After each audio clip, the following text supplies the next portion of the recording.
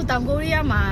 ဒီဖေဖော်ဝါရီ16ရက်နေ့မှာမင်းသမီးလေးချောချောလေးတယောက်ကိုတက်တယ်တော့ပြန်ပြီနော်အားလုံးလည်းမြင်လိုက်ကြမယ်ထင်တယ် Kim Saeron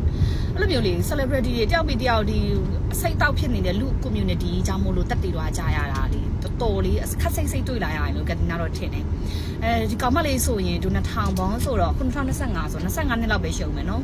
သူငငယ်လေးကလေးကသူမိဘတွေလည်းကြောက်ထနောက်ခံလည်းကောင်းတာမဟုတ်ဘူးအဖေဆိုလည်းအလုပ်ကောင်းကောင်းမရှိဘူးအမေဆိုလည်းမိကိုပြောမယ်ဆိုရင်သူကမိသားစုထောက်ပံ့တဲ့လူတယောက်ပြီးတော့သူကလေးတယောက်ဆောင်ဝင်လုပ်ရင်းနဲ့သူနာမည်ကြီးွားတယ်အဲ့နောက်မှာသူဇက်ကားလေးတွေရိုက်တယ်အဲ့ကောင်မလေးဆိုမြင်တာနဲ့ကတင်နာဆိုမက်မိနာဒီမင်းသမီးလေးမက်မိရဲ့ချောချောလေးရောတည်ရမလား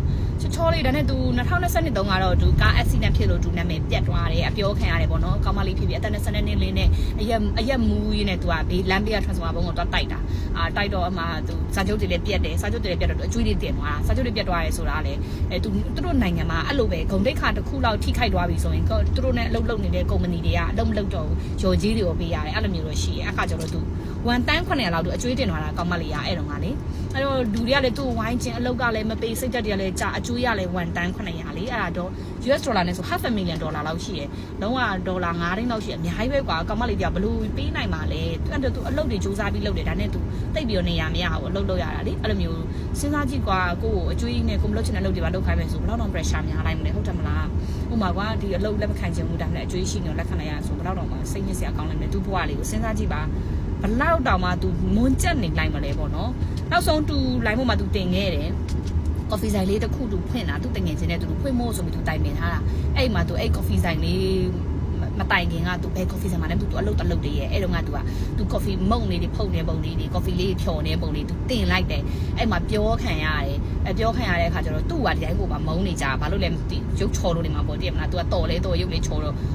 သူနည်းနည်းလေးပဲမဟုတ်တာလေလှုပ်လိုက်ရောအရက်ဆိုတာအခုခေတ်ကြီးမှာအသက်16နဲ့အထက်20ကျော်လို့ဘယ်သူမှဆိုတောက်ပါအဲ့လိုပြောမလဲပုံမှန်ပဲကွာမတောက်တဲ့လူရရှိရမကြိုက်လို့မတောက်တာကွာဒါနဲ့အဲ့ဒါတောက်လို့လည်းအပြည့်ရှိရမျိုးမဟုတ်ဘူးကွာမဟုတ်တာကြီးလှုပ်နေရလည်းမဟုတ်ဘူးရက်တောက်တယ်ဆိုတာလေအဲ့ခါကျတော့အဲ့ကောင်မလေးဟိုသူကြမှာပဲရက်တောက်လို့ဆိုပြီးအဲ့လိုမူးလို့ဆိုပြီးတော့မှပက်ဆက်ဆက်ပြောကြတယ်ဆိုတာကလေ तू ကတောက်ပနေကျဲလေးဖြစ်ပြီး तू ကလှပနေပြီးသူတို့ထက်တာနေပြီးတော့မှတကယ်လေအမဲဆက်လေးတစ်ခုလေးရှိသွားရောစွန့်ကြီးဝိုင်းလောင်းကြကွာလူ community တစ်ခုလုံးက तू ကောင်းခဲ့ရတယ်အကုန်လုံးမိတ်သွားတယ်မထင်သူတို့ကပဲလုံးဝအဲ့ပြောနေတဲ့လူတွေအကုန်လုံးကပဲတခါမှအရင်မတောက်ပဲ innocent super innocent လေးကြာနေတယ်မလားခါမှအရင်တောက်ပြီးကားမမောင်းတဲ့ပုံစံမျိုးပေါ့ထားပါလူစွာမာတဲ့ငယ်တဲ့ရွယ်တော့ချိန်မှာအခါကျတော့ခုတော့သူတို့ရဲ့စကလုံးတွေသူတို့ရဲ့ပြစ်ပယ်မှုတွေသူတို့ရဲ့အပြစ်တင်မှုတွေကြောင့်မလို့ဒီကောင်မလေးကကိုတတ်တယ်ကိုနီလန်းကိုရွေးချယ်သွားပြီကိုကြောင့်မို့လို့ကိုရဲ့စကားကိုကြောင့်မို့လူတယောက်ကတိတ်သွားတယ်ဆိုတာဘလောက်တောင်မှစိတ်အဲ့လိုမျိုးတကယ်ပါပဲအဲ့တော့ဒီတင်းလေးကိုအားလုံးမြင်ပြီးကြရလို့ထင်ပါတယ် Thai Factory Supplier တင်တန်း